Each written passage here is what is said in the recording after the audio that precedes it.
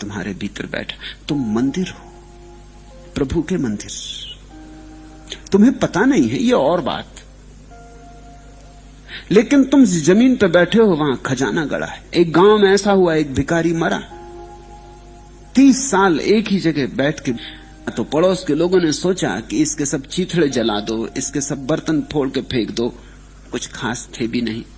और फिर किसी को ख्याल आया कि 30 साल से ये भिखारी इस जमीन को गंदा करता रहा, थोड़ी सी जमीन भी यहां की उखाड़ के नई जमीन डाल दो। ये अशुद्ध कर गया, बुरी तरह अशुद्ध कर गया, गंदा था।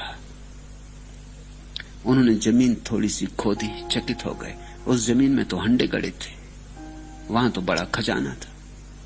और सारा गांव सोच सोच के हंसने लगा कि हद हो गई, ये भिखारी भीख मांगता रहा जिंदगी भर, और जिस जमीन पर बैठा था वहां इतना खजाना था कि ये सम्राट हो जाता।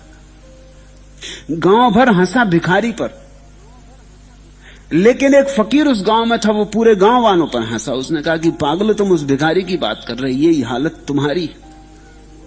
तुम भी जहां बैठे हो वहां खजाना गड़ा है, तुम सम्राट हो सकते। लेकिन कोई उसकी बात समझा हो ऐसा दिखाई नहीं पड़ता। लोग हंसे होंगे कि ये एक और पागल देखो,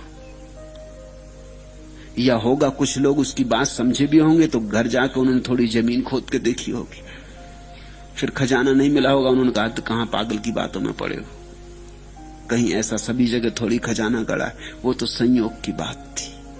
मगर फकीर तुम्हारे भीतर की तरफ इशारा कर रहा था। सब फकीरों के इशारे तुम्हारे भीतर की तरफ, उनके सबके तीर तुम्हारे भीतर की तरफ। किसी से पूछो एक ही रास्ता बताते हैं, भीतर जाओ, अपने में आओ, बाहर भटकती आंख को जरा भीतर मोड़ो।